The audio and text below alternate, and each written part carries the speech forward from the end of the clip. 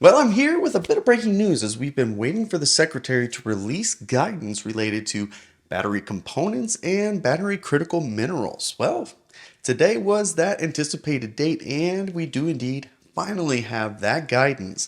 Now, I do want to preface this by saying these are some proposed rules included in this, and final implementation of the final rules will not be in place until the public has had a chance to give comments, and that will be in June. But these rules will be in effect until that date and everything is finalized. So, for all intents and purposes, what we are talking about today is effective as of the date I'm about to share with you. Real quick though, if you enjoy content just like this, be sure to subscribe and hit that like button. First and foremost, one of the bigger updates here is these rules will not go into effect until April 18th. That is when the vehicle must be placed into service to qualify under these new rules.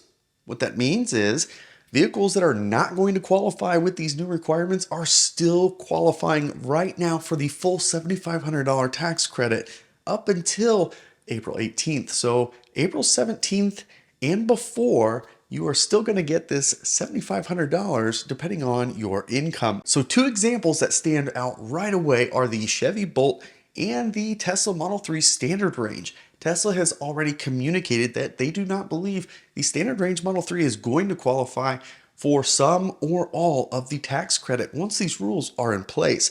So between now and April 17th, you can still take delivery of a standard range Model 3 if you can find one and get that up to $7,500 tax credit. The same is the case for the Chevy Bolt, and although we don't have specifics yet, it is also believed the Chevy Bolt will not qualify for all or some of that tax credit. So these incredible deals that you can get on an EV right now are still in place, at least until April 17th. So if you are in the market, you better move quick. And if you're in the market for a Chevy Bolt, I feel sorry for you because dealers are very likely going to be putting tons of market adjustments on these vehicles. So before I go into the specific details of this update, here's a quick refresh of what this tax credit looks like. This tax credit, of course, is part of the Inflation Reduction Act of 2022. This is a 10-year bill and starts January 1st of 2023 and ends December 31st of 2032, and it is not retroactive. So you can ask me as many times as you like if your November of 2022 purchase qualifies. The answer is still no, it does not qualify. January 1st of 2023 or later is when you will qualify for this new tax credit. This is up to $7,500 and it is broken into two sections. 50% of the battery components must be made in North America, and that goes up by 10% per year up to 100% by January 1st of 2029. The other $3,750 is the battery critical minerals at 40% plus 10% per year up to 80% by January 1st of 2028. The MSRP limits are still vans, trucks, and SUVs at $80,000 and others at $55,000. So if it does not qualify as a van, a truck, or an SUV, it is an other, regardless of what the vehicle is. The income limits are $150,000 for individuals and $300,000 for joint filers. And of course, there's this used EV credit that is a part of this bill as well. You can get up to $4,000 or 30% the price of the car. It must be 2 years or older, no more than $25,000, and you must purchase it from a dealer. In addition, the income caps are a little bit different, $75,000 for individuals and $150,000 for joint filers. And the final big piece of this is it is not a refundable credit, meaning you must have tax liability in order to get this up to $7,500. So if you have $2,000 in tax liability, you will only get $2,000 if the vehicle qualifies and your income. Also understand this, there is a big difference between tax liability and a tax refund that you may or may not receive at the end of the year. Those are two very different things, and if you do not understand the difference between the two, make sure you get with a tax professional to explain it to you. So far this year, as long as the electric vehicle was assembled in North America and met the previous battery rules, that means it qualifies for the full $7,500.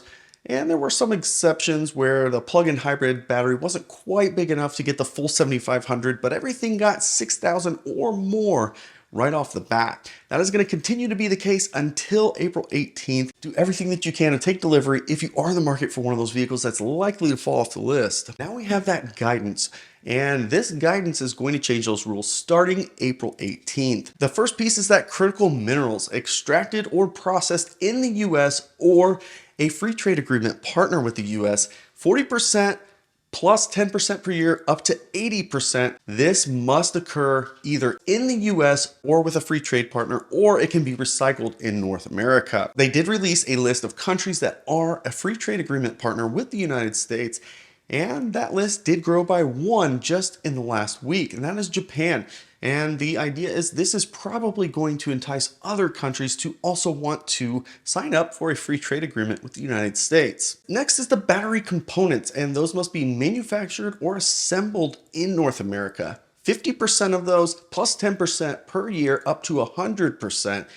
That is going to be in effect again, April 18th and later. The other piece of clarification that we did receive is on foreign entity of concern, although there's still some gray area here. They did not specifically call out countries, but assume China is definitely on this list, as well as a number of others that may come to mind. Basically, after 2024, no components can come from a foreign entity of concern. And after 2025, none of the minerals can come from a foreign entity of concern. It sounds like those are some pretty minor basic updates, but the biggest thing, the biggest takeaway from this is we are now going to have a new list of vehicles that qualify and how much they qualify for. That list will be posted on fueleconomy.gov on April 18th. By April 17th, manufacturers must submit their certified list of vehicles that qualify and for how much. Then you will be able to reference this list on the government's website to determine how much a vehicle qualifies for before you make a purchase. So once that list comes out, we'll have a definitive list of all the vehicles and how much they're going to qualify for. It's probably not going to give you specifics on what critical minerals or what battery components are or are not compliant, but it'll at least be a starting point. And over time, it is expected that this list will grow as manufacturers start to transition where they're getting their supply chains set up. So as free trade agreement partners start to be enticed to ramp up production of raw materials and or battery manufacturing, these types of things are going to change the landscape and start to grow this list. So even though the list may be limited today, it is expected to grow as we move forward. So this update is something we've been waiting on for quite some time. The good news is there's no major drama, and the better news is we actually have another 2 weeks or so before these rules go into place. So that gives you 2.5 weeks roughly to continue to purchase a non-qualified vehicle and get the $7,500 tax credit. And for some of the vehicles that only get half the credit, they'll still get that full credit for this next 2.5 weeks. So make sure you are moving quickly, do everything you can if you're trying to purchase one of those vehicles that's likely to lose out on the credit. And if you want to be safe, even if you think it's going to be on the list, it might be a good idea to go ahead and pull the trigger getting that vehicle now. You're guaranteed $7,500, assuming you qualify. And that will change potentially starting April 18th. I do hope that you enjoyed this video. If you did, of course, give it the thumbs up. If you haven't already, of course, subscribe to the channel as we continue to post content regularly. You can follow us on Twitter and Instagram @BeardedTesla. Thanks so much for joining us, and we'll catch you next time.